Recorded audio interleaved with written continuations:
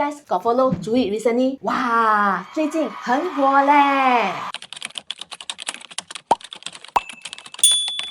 在零号 appear only, the whole internet gone crazy. Walao eh, people were screaming and even the glass panel shattered. Very 夸张 man. I was talking to someone the other day. I was like, 他很帅咩 Then I realized 他很帅 or not 不重要。People already know who he is and what to expect. That's exactly how I feel about Bukit Timah property. Everyone knows Bukit Timah. Many families want to stay here. Good schools, greenery, lifestyle, and limited supply. Everyone already know the story. When everyone jump for the same thing, no wonder prices keep going up. Nobody likes paying record prices. 钱难赚嘞。I was running through the data the other day. Wow, I was stunned, sia. Condo prices within 1 kilometer of Methodist Girls' School or MGS have jumped about 40% over the past 5 years, from around $1,500 per square foot in 2021 to more than $2,100 per square foot today. I was like, why are families still willing to pay record prices for Bukit Timah? Let's think copy and talk. If you are an HDB upgrader, a private property owner, a parent planning your children's education, or someone wondering whether Bukit Timah is still worth the premium, this video is for you. Because this isn't just about MGS. It's about understanding why some neighborhoods are so poor. They never seem to run out of buyers. Here's the short version. Bukit Timah isn't popular because it's trendy. It's popular because every generation creates the next generation of buyers. Students become parents, parents become buyers, old boys and old girls come back, family upgrades within the area. That's why Bukit Timah never seems to run out of buyers. Today, let's link copy and talk about who's buying Bukit Timah, why buyers keep paying record prices, and what this means for you for your exit strategy. One thing I realized, when families talk about Bukit Timah, they really start with dollars and cents. They talk about their children, their lifestyle, their future plans, their peace of mind. Every time we secure a resale home at a record price, of course, I'm happy for my clients. Not because we closed the deal, not because of the commission. I'm happy because they found a home they truly want, a home that fits the family. At the same time, I also stand like pineapple. 钱难赚嘞. Nobody wants to 走冤枉路. Every time this happens, I ask myself, 5 years from now, 10 years from now, will my clients still be happy with this decision? Who will be the next buyer? What if prices remain stagnant for the next few years? Because even in Bukit Timah, prices do not go up every year. Buy property to sleep well and not buy property until you need Panadol. If you have watched my videos before, you'll know that I use the MEAT framework. M for master plan, E for entry price, A for amenities, and T for transactions. Today, we are focusing on A and T, amenities. Why families are drawn to Bukit Timah. Transactions, what real buyers are paying. In the next video, we'll dive into M, master plan. We'll talk about the grandstand, Turf City, and the future of Bukit Timah. Then, in video 3, we'll cover E, entry price. We'll break down Dunearn House, the first harmonized development in Turf City, and compare it with nearby projects. Most importantly, we'll discuss whether today's price still makes sense. Because buying property isn't just about what you want now. It's about whether you can enter with certainty, hold comfortably, and exit with confidence. By the way,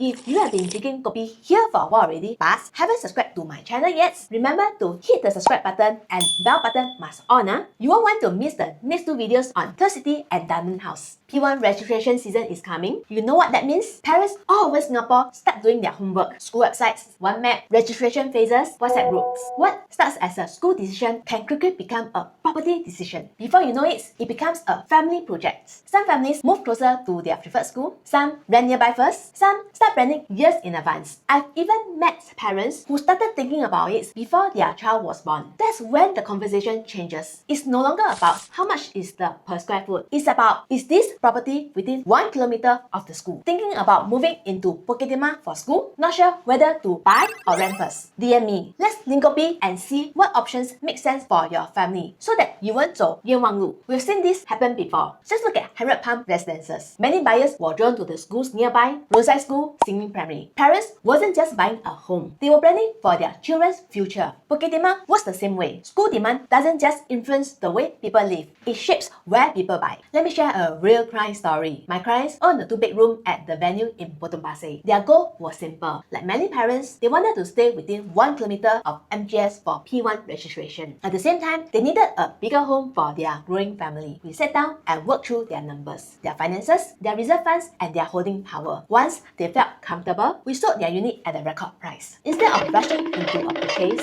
they made a decision that many people won't consider. They ran within 1 kilometer of MGS first. Why? Because P1 registration timeline don't wait for you. They wanted options and they wanted time to choose carefully. The good thing about renting first is you get to experience the neighborhood, the environment, the community, the daily routine, and whether you can really see yourself staying there for the next 10 years. During the first 2 years of renting, we viewed many projects. Mayfair Collection, Cascadia, Floridian, Casuarina, and we even considered Maplewoods. It's a freehold, huge land size, lots of greenery, and very resort-like. Some buyers love that. For my clients, they felt a little too resort vibes already. Mayfair Collection was newer, but the layouts felt a bit tight. 有一好，没有二好. No property is perfect. Some buyers want newer development, some want larger layouts, some want a shorter walk to school, some want freehold. The key is finding the trade-offs that you are comfortable and prioritize what is really important. Eventually, they focus on the Nexus, which is a freehold and is walking distance to MGS. Sounds simple, right? Not really. Every viewing felt like a mini bidding war. There were groups everywhere. Parents, upgraders, affluent families, and everyone wanted the same thing. Our offers kept getting hijacked. We started in the low $2,300 assets per square foot range, and every time we increased the offer, someone else came in higher. One time, we lost by just $3,000. Can you imagine that feeling? You think you are close, then another buyer comes in, offer gone. 闲虾，钱难赚嘞. Nobody talks about how much they paid for a property. People only talk about how much they make, how they bought below valuation, how they got a good deal. Nobody feels shook paying a record price. Unless bo bian. Can I ask you something? Have you ever paid above the last transaction price for a property? How do you feel that night? Shook or cannot sleep? Share your experience in the comments, because nobody talks about this part of property buying. When your child is involved, your timelines are tight, and when supply is limited, that's the reality of buying in Bukit Timah. Finally, we secured a 3-bedroom unit at the Nexus. Around $2,460 per square foot, about $50 per square foot higher than the previous transaction. That night, they probably never sleep well, thinking, jialat sia, did we overpay? Soon, another unit transacted at around $2,572 per square foot. Heng ah.